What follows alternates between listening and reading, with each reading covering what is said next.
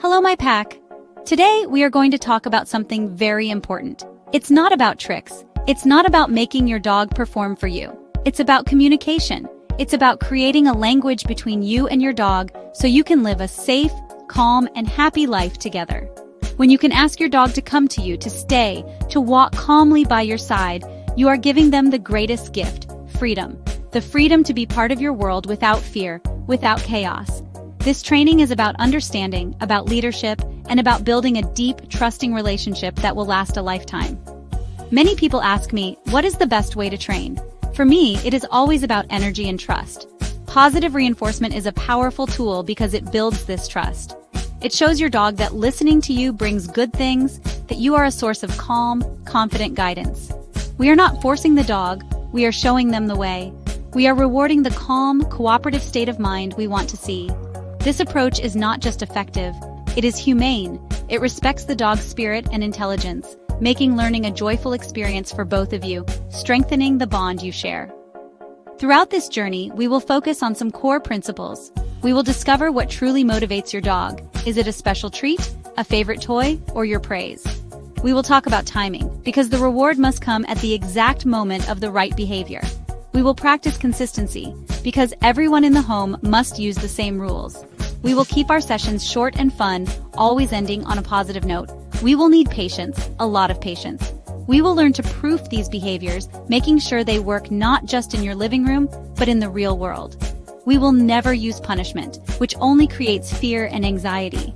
And we will use a special tool, a marker word like yes or a clicker, to communicate with absolute clarity. Are you ready? Let's begin. The first command we must master is come. I call this the lifeline. It is not just a convenience. It is the most important safety command your dog will ever learn. Imagine your front door is accidentally left open, or the leash slips from your hand near a busy street. In these moments, a reliable recall can be the difference between safety and tragedy. It is your direct connection to your dog, a call that should be stronger than any distraction, any smell, any other animal. It is the ultimate expression of trust and leadership. Your dog choosing to return to you, their pack leader, above all else. We begin this journey not with pressure, but with joy. We want the word come to be the happiest word your dog knows. We start in a quiet, familiar place, like your living room or a secure backyard, where there are no distractions. This is not a test, it is a game. Get down on your dog's level. Show them excitement in your voice, in your body language. Use a happy, high-pitched tone. Clap your hands, pat your legs, make yourself the most interesting thing in the world. We want your dog to think, wow, something amazing is about to happen with my human. Now we introduce the lure. Have a high-value treat ready, something special your dog loves, like a small piece of chicken or cheese. Let your dog see and smell it. As you say your dog's name followed by a happy come, take a few steps backward, encouraging them to follow you. The moment they start moving toward you, praise them enthusiastically. Good girl, come on. When they reach you, it is a celebration. Give them the treat, lots of praise, and happy petting. We are creating a powerful, positive association with coming to you. Once your dog understands the game in a quiet space, we can gradually increase the distance. Start from across the room instead of just a few feet away. Then try it from another room. Every single time they come, it must be a party. The reward must be immediate and exciting. This repetition builds a strong foundation. The dog learns that no matter how far away they are, coming to you is always the best possible choice they can make. This is not about obedience. It is about building a magnetic attraction to you. The key to a strong recall is consistency and never ever punishing your dog for coming to you. This is very important. If your dog has been mischievous, maybe they ran off and took a long time to return, you must suppress your frustration. If you scold them when they finally arrive, you are punishing them for coming back. The dog will think, last time I went to my human, I got in trouble. Next time, they will hesitate. Always, always reward the return, no matter how long it took. As your dog becomes more reliable indoors, we can begin to add small distractions. Have another family member walk through the room. Practice in a securely fenced backyard where there are new smells and sounds. Each new environment is a chance to proof the command. We are teaching the dog that come means come now, regardless of what else is happening. Remember to keep the sessions short and successful. If your dog fails, we have made it too difficult. Go back a step to where they can succeed. So to recap the energy of this exercise, it is all about positive association. Your dog should see you as the center of their universe, the source of safety, fun, and wonderful rewards. The come command is an invitation to a party, not a demand. By building this foundation of trust and excitement, you are creating a reliable lifeline that will keep your dog safe for their entire life. It is the ultimate act of love and leadership. The sit command is more than just a polite gesture. It is a foundational behavior, a center of calm. When a dog is in a sit, they cannot be jumping on guests. They cannot be dashing out the door. They cannot be chasing the cat. It is a moment of pause, of focus. Teaching sit is often the first step in showing your dog how to offer a calm, controlled behavior in exchange for what they want. It is the beginning of a conversation, where you ask for a moment of stillness, and they learn to provide it. This simple action is a building block for so many other skills. To begin, we need to capture your dog's attention. Make sure you are in a quiet space without too many distractions. Hold a tasty treat that your dog can see and smell. Hold it near their nose. We are going to use this treat as a lure, a guide. We are not forcing the dog into position. We are showing them what we want them to do with their own body. This is about cooperation, not correction. Your energy should be calm and patient. This is a quiet lesson, a moment of connection between you and your dog. Now, with the treat near your dog's nose, slowly move your hand upward and slightly back over their head. As their nose follows the treat up, their rear end will naturally lower into a sitting position. It is a simple matter of canine physics. For most dogs, this movement is very instinctive. You are not pushing on their back or pulling on their collar. You are guiding their focus, and their body follows. This gentle guidance respects the dog and allows them to discover the position for themselves, which makes the learning much more powerful. The moment their rear touches the floor, you must mark the behavior. This is where your timing is critical. The instant they sit, say your marker word, yes, or use your clicker, and immediately give them the treat and praise. The marker tells the dog, that exact thing you just did is what earned you this reward. This clear communication helps the dog understand precisely what behavior you are looking for. Repetition is key here. Practice this sequence several times in a row, but keep the session short, just a minute or two. Once your dog is reliably following the lure into a sit, you can begin to add the verbal cue. Just before you start the luring motion with your hand, say the word sit in a clear, calm voice. Then, perform the lure as before. After a few repetitions, the dog will begin to associate the word sit with the action of sitting. This is how we transfer the understanding from the physical lure to the verbal command. We are building a bridge in their mind. The next step is to phase out the physical lure.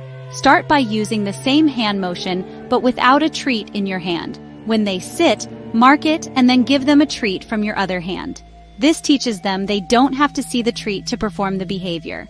Gradually, you can make the hand signal smaller and smaller until eventually they respond to just the verbal cue, sit alone. We are fading the prompt, allowing the dog to think and respond independently.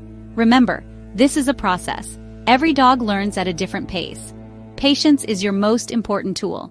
If the dog gets up before you can reward them, that's okay. Don't scold them. Simply reset and try again, perhaps making it a little easier. Always end your training session on a positive note with a successful sit. By teaching sit with this calm, positive method, you are not just teaching a command, you are teaching your dog how to be calm, how to focus, and how to communicate with you. Now, we move to stay. This command is a powerful exercise in self-control for your dog. It is about impulse control. In the human world, we need our dogs to be able to hold still sometimes for their own safety.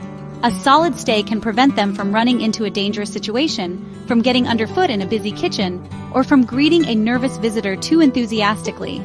It is about teaching them that stillness has great value, that there is a reward in waiting patiently for your signal. This command builds a deep level of trust and respect. We begin from a place of calm. First, ask your dog for a behavior they already know well, like sit or down. Once they are in position, introduce the stay command. Say the word stay in a calm, steady voice, and at the same time present a clear hand signal. The universal signal is an open palm, like a stop sign, held briefly in front of your dog's face. In the beginning, we are not asking for distance or duration. We are just introducing the concept. The first step is to reward a very, very short stay. After giving the command and hand signal, wait for just 1 second. If your dog remains in position, say your marker word, yes, and give them a treat. It is important that you step back to your dog to deliver the reward.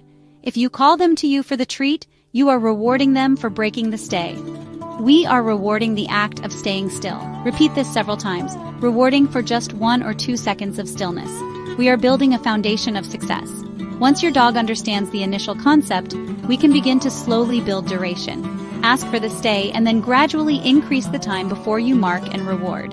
Count to 3 seconds, then 5, then 10. Go slowly. If your dog breaks the stay, it means we have asked for too much, too soon. Don't get frustrated. Simply guide them back into position and try again with a shorter duration. We want them to succeed. This is about building their confidence in their ability to hold the position. After your dog can hold a stay for a reasonable amount of time, perhaps 15 to 30 seconds, while you stand right next to them, we can start to introduce distance. Give the stay command and then take just 1 small step back. Immediately step forward again, mark, and reward. Repeat this, gradually increasing the distance 1 step at a time. Your body language should remain calm and neutral. If you look anxious, your dog will feel it and be more likely to move. It is crucial to teach a release word.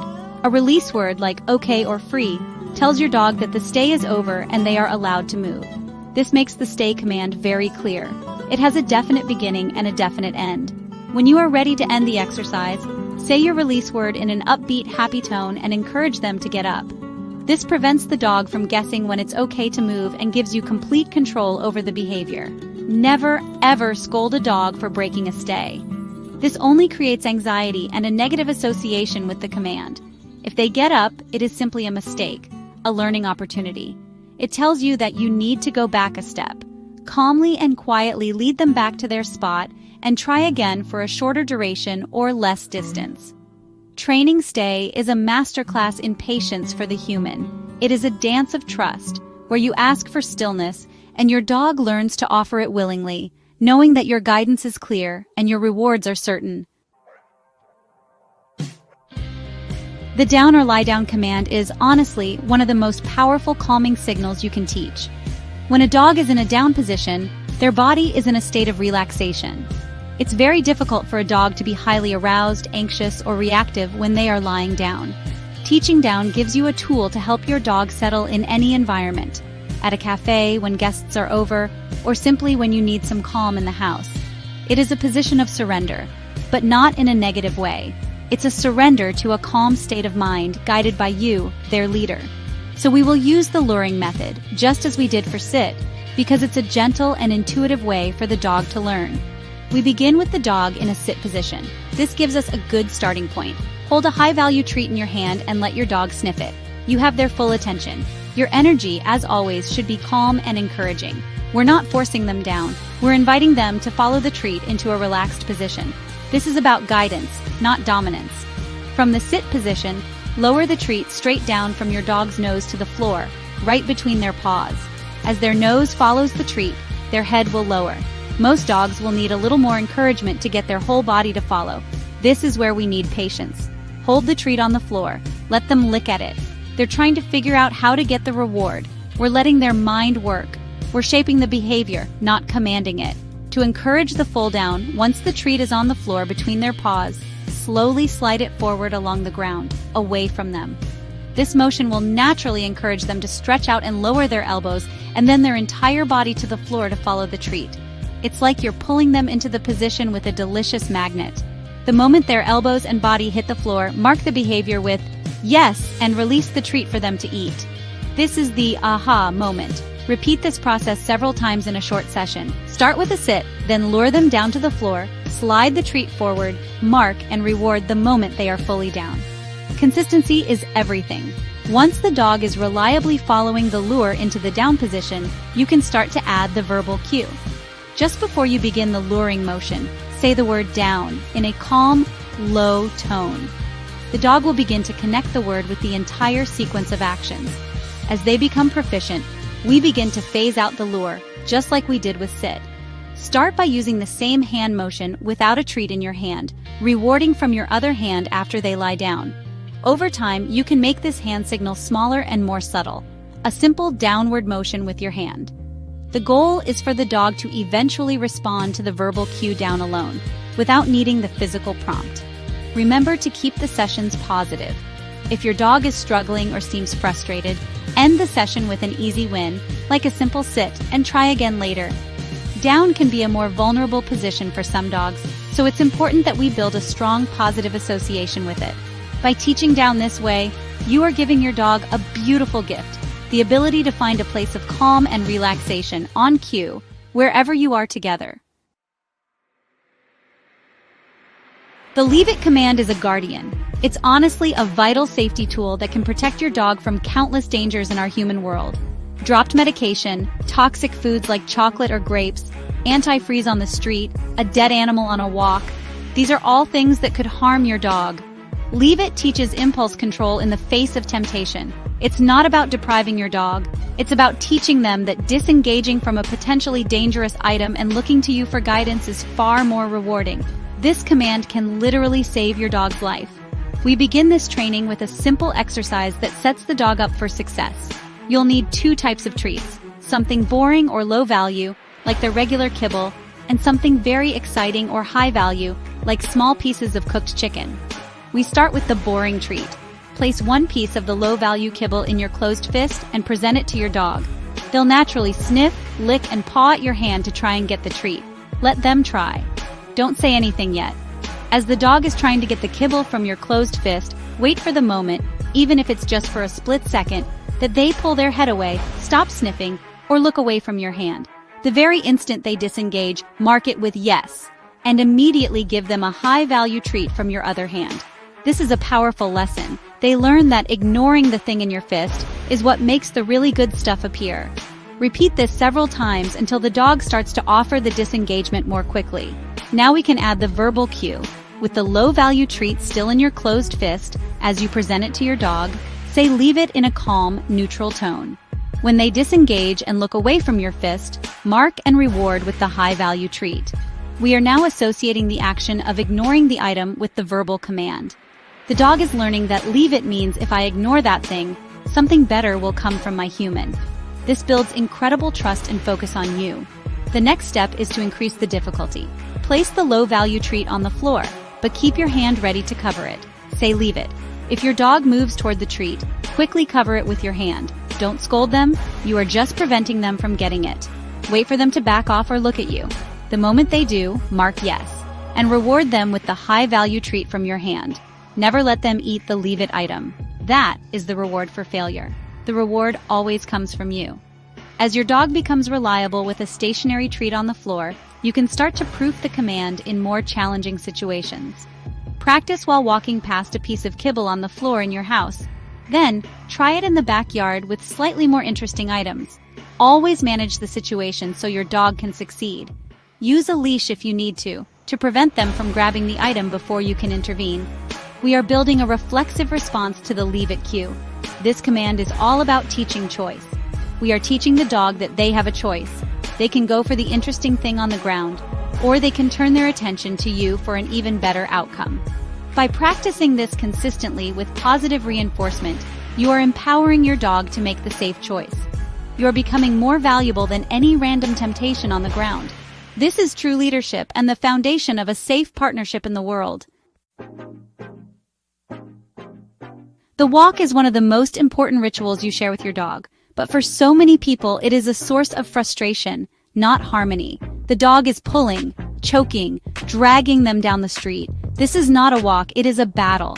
A harmonious walk is not about having the dog in a perfect heel position. It's really about having a loose leash. A loose leash signifies a calm, connected state of mind. The dog isn't pulling you into the future. They're walking with you in the present moment. This is essential for both your enjoyment and your dog's physical and mental well-being. First, let's talk about equipment. The right tools can make a big difference, but they're not a magic solution. A standard flat collar or a well-fitted harness is all you need. I personally prefer front clip harnesses for heavy pullers, because when they pull, it gently turns them back toward you, discouraging the forward pulling motion without causing any pain. The equipment is there to help you communicate, not to punish. The real work happens in your connection and consistency, not in the gear you use. The core principle of loose leash walking is simple. The dog learns that a loose leash means we move forward, and a tight leash means we stop. That's it. As soon as you feel tension on the leash, the second your dog starts to pull, you become a tree. You stop moving, stand still, and wait. Don't yank the leash or scold the dog, just wait. The moment the leash goes slack, even for a second, your dog might turn to look at you like, why did we stop? Mark that moment with yes, and immediately start walking forward again. This requires a great deal of patience from the human. Your first few walks using this method might only get you to the end of your driveway. That's totally okay. We are not trying to cover distance. We are teaching a concept. The dog is learning, pulling gets me nowhere. A loose leash makes the walk happen. You are rewarding the slack in the leash with the continuation of the walk, which is what the dog wants. The walk itself becomes the reward. For dogs that are very persistent pullers, you can also use the change direction method. When the dog pulls ahead, simply turn and walk in the opposite direction without a word. When the dog catches up and is walking beside you on a loose leash, praise them and continue on your new path. This teaches them that they need to pay attention to you, because you could change direction at any moment. You become the leader of the dance, not the anchor they are dragging behind. It's also important to reward the good moments proactively. Don't just wait for the pulling to stop. When your dog is walking nicely by your side on a loose leash, praise them. Good walk. Occasionally stop and give them a small treat for being in the right position. Let them know that you appreciate their calm cooperation. We want to reinforce the behavior we want to see more of, not just correct the behavior we don't. Consistency is everything. Every single person who walks the dog must use the same rules. If one person allows pulling and another doesn't, the dog will be confused and the behavior will never become reliable. Loose leash walking is a skill that is built over time, with every single step you take together. It transforms the walk from a stressful chore into a beautiful, moving meditation. A true partnership where you and your dog explore the world together in a state of calm connection. Potty training, or house training, is about creating good habits and preventing mistakes. It's honestly one of the first and most important lessons for any dog living in a human home. Accidents are not a sign of a bad dog or a spiteful dog. They're simply a sign of a communication breakdown or a management failure on our part. Our goal is to make it very easy for the dog to do the right thing and very difficult for them to make a mistake. This requires supervision, routine, and positive reinforcement. It's about setting your dog up for a lifetime of success. The foundation of successful potty training is a strict and frequent schedule. A young puppy needs to be taken out very often. First thing in the morning, last thing at night, after every meal, after every nap, after every play session, and at least once every hour or two in between. An adult dog new to your home also needs a consistent schedule to learn the rules. It's our responsibility to provide them with ample opportunity to eliminate in the correct place. We cannot expect them to hold it if we do not give them the chance to go. When you take your dog out, always take them to the same designated potty spot in your yard or on your walk. Use a leash to guide them there. This helps them associate that specific area with the act of elimination. When you get to the spot, give a cue word like "go potty" or do your business in a calm, neutral voice. Stand still and be boring. Don't play or talk to them. This is potty time, not playtime. We want them to focus on the task at hand. The moment your dog starts to pee or poop, praise them calmly. Good potty. The instant they finish, have a huge celebration. This is honestly the most important part. Give them a very high-value treat, lots of praise, and maybe a few minutes of a fun game like fetch.